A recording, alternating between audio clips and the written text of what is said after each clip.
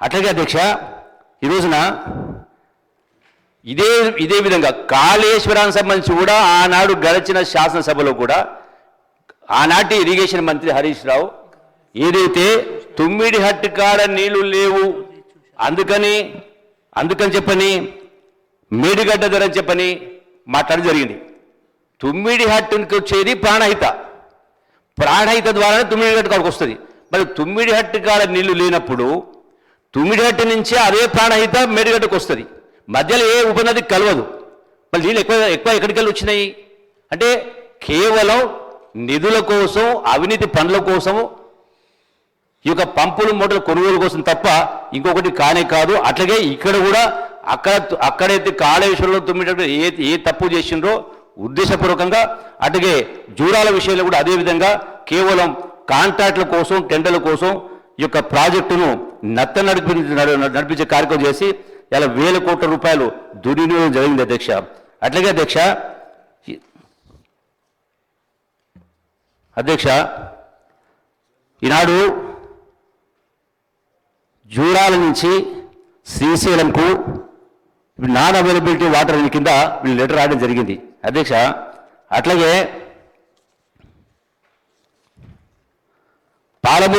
Palamuru Rangareddy project సంబంధించి అధ్యక్ష ఈరోజున 27,000 కోట్లు ఖర్చు పెట్టి ఇంతకుముందు గౌరవ మంత్రి గారు చెప్పినట్టుగా ఈ ప్రాజెక్టు పూర్తి కావాలంటే 80,000 కోట్లు కావాలా.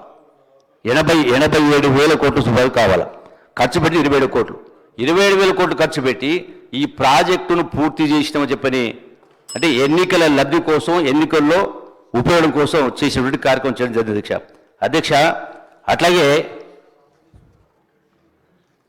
ఈ యొక్క మొన్న గడిచిన వారం రోజుల క్రితం కేసీఆర్ గారు మాట్లాడిన స్టేట్మెంట్ అంటే ఫామ్ హౌస్ నుంచి బయటకు వచ్చి తోలు తీస్తా నేను కథ చూస్తా అనే పద్ధతిలో మాట్లాడడం జరిగింది అధ్యక్ష.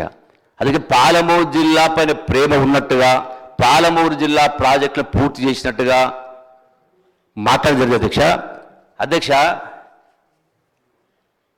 మహాత్మా గాంధీ కల్వకుర్తి ఎత్తిపోతల పథకం ఆనాడు వైఎస్ రాజశేఖర రెడ్డి గారు ఉన్నప్పుడు కాంగ్రెస్ ప్రభుత్వం ఉన్నప్పుడు దాన్ని చేపట్టడం జరిగింది. అది కల్వకుర్తి లిఫ్ట్ అయినా భీమా అయినా నెట్టెంపాడైనా కోయిల్సాగర్ అయినా వీటన్నిటికి సంబంధించి 8 లక్షల ఎకరాలు. ఈ 8 లక్షల ఎకరాలకు సంబంధించి కాంగ్రెస్ గవర్నమెంట్ 8,000 కోట్లు ఖర్చు పెట్టింది అధ్యక్ష. 8,000 కోట్లు ఖర్చు పెట్టింది కాంగ్రెస్ ప్రభుత్వం. బీఆర్ఎస్ ప్రభుత్వం వచ్చిన తర్వాత కేసీఆర్ ముఖ్యమంత్రి అయిన తర్వాత ఈ అన్ని ప్రాజెక్టులపైన కలిపి 10 సంవత్సరాల కాలంలో ఖర్చు పెట్టింది కేవలం 6,000 కోట్లు ఖర్చు పెట్టిండు.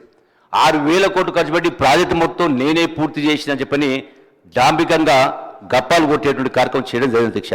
అంటే వాస్తవంగా మరి అయితే అధ్యక్ష నిజంగా పాలమూరు జిల్లా రైతాంగం పైన నిజంగా ప్రేమ ఉంటే నేను ప్రశ్నిస్తాను అధ్యక్ష.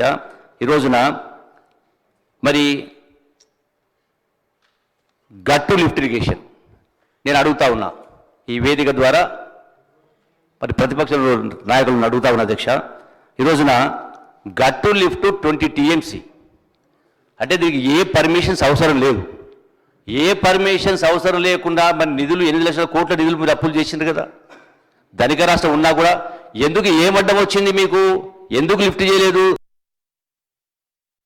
కొబ్బరికాయ కొట్టే కార్యక్రమం చేసి ఈనాటి కూడా దాన్ని ₹1 కూడా ఖర్చు పెట్టకుండా ఇప్పటికి కూడా దాన్ని పక్కన పడేసే కార్యం జరిగింది. మరి అదే కాళేశ్వరానికి సంబంధించి అధ్యక్ష మరి మల్లన సాగర్ అంటే ప్లేన్ ల్యాండ్ పైన 50 TMC రిజర్వాయర్ కట్టిండ్రు. అట్లాగే ప్లేన్ ల్యాండ్ పైన రంగనాయక సాగర్ కట్టిండ్రు. మరి గట్టు లిఫ్ట్ ఎందుకు పూర్తి చేయలే? తుమ్మిళ్ళ లిఫ్ట్ గొప్పగా చేసిన మాట్లాడుతున్నారు RDS కెనాల్కి సంబంధించి. తుమ్మిళ్ళ లిఫ్ట్కి సంబంధించి కూడా కనీసం 1 TMC రిజర్వాయర్ ఇప్పటికి కట్టలే. ఏదైతే RDS కింద 81,000 ఎకరాలు వచ్చేదో మీరు చేసిన కేవలం 100 కోట్ల రూపాయలు ఖర్చు పెట్టి రిజర్వాయర్స్ కట్టకుండా దానికి 81,000 రావాల్సింది ఇప్పటికి కూడా 20-30,000 ఎకరాల కంటే కూడా ఆ యొక్క లిఫ్ట్ కూడా నీళ్ళు రావడం లేదు అధ్యక్ష. అంటే ఈనాటి కూడా నెట్టెంపాడు పెండింగే ఉంది, పూర్తి కాలే. కోయిల్సాగర్ పెండింగే ఉంది. మహాత్మా గాంధీ కల్వకుర్తి ఎత్తిపోతల పథకం ఇలా 4,60,000 ఎకరాలకు మంజూరు ఇచ్చింది. ఇలా దానికి యాక్చువల్గా దానికి పంపింగ్ కెపాసిటీ 2,50,000 ఉంది. మరి అక్కడ కూడా 25 టీఎంసీ రిజర్వాయర్లు కట్టాలా? ఒక్క టీఎంసీ రిజర్వాయర్ కూడా ఆ యొక్క ప్రాజెక్ట్ సంబంధించి ఈనాటికి కూడా గత ప్రభుత్వం చేయలే. అట్లాగే భీమా ప్రాజెక్టు కూడా ఈనాటికి కూడా ఇప్పటికి కూడా అది కూడా పెండింగ్ ఉండే కార్యక్రమం ఉంది. మరి ఒకవైపునేమో పాలమూరు ప్రేమ మీద మాట్లాడుతూ ఇన్ని లక్షల కోట్లు అప్పు చేసి ఈనాటికి కూడా ఏ ఒక్కటి పూర్తి కాలే.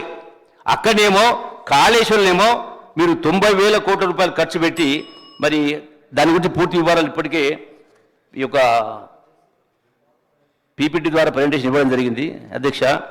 అట్లాగే అధ్యక్ష ఈ కొండపోచమ్మ సాగర్ ఇవన్నీ కూడా అక్కడ అంటే ఆ ప్రాజెక్టులకు మేము డబ్బులు వచ్చినాయి. అట్లాగే అధ్యక్ష వట్టెం తీసుకుంటే కూడా అధ్యక్ష 16.5 టీఎంసీ ఇలా దానికి సంబంధించి కూడా ల్యాండ్ అక్విజిషన్కి అయింది కేవలం దానికి సంబంధించి ఖర్చు అయింది కూడా చాలా అతి తక్కువ పైసలు కదా అధ్యక్ష. ల్యాండ్ అక్విజిషన్ అయింది ఖర్చు అయినటువంటి కేవలం 4,000 కోట్లు. మరి ఇవన్నీ వేరేవారు మీరెప్పుడైతే కాళేశ్వరం సంబంధించి మల్లన సాగర్కు కట్టడానికి డబ్బులు ఉన్నాయి. మరి ఈ యొక్క రిజర్వాయర్స్ ఎందుకు ఏ ఒక్కటి నిర్మాణం చేయలేదు కూడా పూర్తి కాలేదు అధ్యక్ష. అట్లాగే కర్వేనికి సంబంధించి కానీ అధ్యక్ష ఈ రోజున పాలమూరు రంగారెడ్డి లిఫ్ట్కి సంబంధించి ఏదైతే జూరాలు తీసుకుంటే డెఫినెట్గా నంబర్ ఆఫ్ లిఫ్ట్స్ తగ్గేది, మనకు ఇప్పటికే ప్రాజెక్టు పూర్తి అయ్యేది అధ్యక్ష. ఈనాడు కాంగ్రెస్ ప్రభుత్వం వచ్చిన తర్వాత నీటి హక్కుల కోసం అన్ని రకాల ప్రయత్నాలు చేస్తూ మనకు రావాల్సిన హక్కుల్ని కాపాడుకునే కార్యక్రమం చేస్తూ ఉన్నారు. అట్లాగే అధ్యక్ష మరి గతంలో పాలమూరు ప్రాజెక్టు పూర్తి చేసిన ఆయన అసలు సిడబ్ల్యూసి పర్మిషన్ రాలేదు, వాటర్ అలొకేషన్ లేదు, ఎన్విరాన్మెంట్ క్లియరెన్స్ లేదు, అట్లాగే green tribunal penalties, supreme court stay, criminal కేసులు అధ్యక్ష. ఈ రోజున ఇవన్నీ కూడా కేసీఆర్ ఈ మాట ఎందుకు మాట్లాడుతూ ఉన్నాడు? ఈ రోజున బీఆర్ఎస్ పార్టీ మొత్తం ఎందుకు ఇక్కడ సభలు లేదు అధ్యక్ష? ప్రధానంగా గడచిన 2023 ఎన్నికల్లో ఓటమి పాలైంది. అట్లాగే ఆ తదనంతర పార్లమెంట్ ఎన్నికల్లో ఒక సీట్ రాలే. ఆ తర్వాత సికింద్రాబాద్ ఎన్నికల్లో బై ఎలక్షన్లో సీటు పోయింది. మొన్న జూబ్లీహిల్స్ ఎన్నికల్లో సీటు రాలే. నిన్న మొన్న జరిగినటువంటి స్థానిక సంస్థల ఎన్నికల్లో కూడా సీట్లు రాలే. అంటే పోయిన ప్రతిష్టను బీఆర్ఎస్ పార్టీ కుప్పగూలుతా ఉంది, ప్రతిష్ట దిగజారిపోయింది అన్నటువంటి ఆలోచనతో దాని పార్టీని నిలబెట్టుకోవాలి మరియు ప్రతిష్టను కాపాడుకోనటువంటి ఉద్దేశంతో తప్పుడు మాటలు మాట్లాడుతూ మరి ఇన్ని వందల మంది అమరవీరుల త్యాగాల ద్వారా వచ్చినటువంటి ఈ యొక్క తెలంగాణ రాష్ట్రాన్ని అప్పుల కుప్పగా మార్చి మరి యొక్క అంటే శాంక్టిటీ లేకుండా, పవిత్రత లేని కారణంగా ఆలోచన లేకుండా ఇంతమంది త్యాగాల ఫలితంగా తెలంగాణ రాష్ట్రం మీ చేతులు పెడితే ధనిక రాష్ట్రాన్ని అప్పుల రాష్ట్రంగా మార్చి ఇవాళ టోటల్గా రాష్ట్రాన్ని అప్పుల కుప్పగా మార్చే కార్యక్రమం చేసి ఇవాళ నెలకు 6,500 కోట్ల రూపాయలు వడ్డీ కట్టాల్సి వస్తూ ఉంది. సంవత్సరానికి 70,000 కోట్ల రూపాయలు వడ్డీ కడతా ఉన్నాం. ఇలా మొత్తం పూర్తిగా బాధ్యతారాహిత్య పరిపాలన చేసి, అవినీతి పరిపాలన చేసి, కుటుంబ పరిపాలన చేసి ఇవాళ ముందుకు ఎక్కడ కూడా ముందుకు పోలేని పరిస్థితి తీసుకొచ్చి పెట్టి ఇవాళ రాష్ట్రం మనకు ఉన్న హక్కుల్ని పూర్తిగా నీటి పైన హక్కులు లేకుండా చేసే కార్యక్రమం చేసి మరి ఈనాడు ఇంత దుర్మార్గంగా చేసి మళ్ళీ మీ తోలు తీస్తాం అని చెప్పని ఇలా మరి గౌరవ ముఖ్యమంత్రి గారు పెద్ద మనసుతోటి మొదటిసారి వచ్చినప్పుడు దగ్గరికి వెళ్ళి పలకరించి మీ గౌరవానికి భంగం కలగకుండా చూస్తాం, మరి సభకొచ్చి మీరు మా తప్పులుంటే ఎత్తి చూపండి అని చెప్పని ప్రజలకు సలహా సూచనలు ఇవ్వండి అని చెప్తే కూడా ఇలా సభకు రాకుండా ఉన్నది. కేవలం సభకు వస్తే బండారం బయటపడుతుంది, ఈ యొక్క అవినీతి బయటపడుతుంది అనేటువంటి ఉద్దేశంతో అవి కప్పిపుచ్చుకోవడం కోసం మాత్రమే ఈనాడు వాళ్ళు ముఖం చాటేసి రాకుండా పోయింది. కాబట్టి ప్రజలు అన్ని గమనిస్తూ ఉన్నారు. ఖచ్చితంగా మీరు ఎన్ని మాటలు మాట్లాడినా, ఎన్ని పుస్తకాలు చదివినా, ఎన్ని నీతి వాక్యాలు పలికినా కూడా దీని ఎవరు కూడా దాచిపెడితే దాగేది కాదు.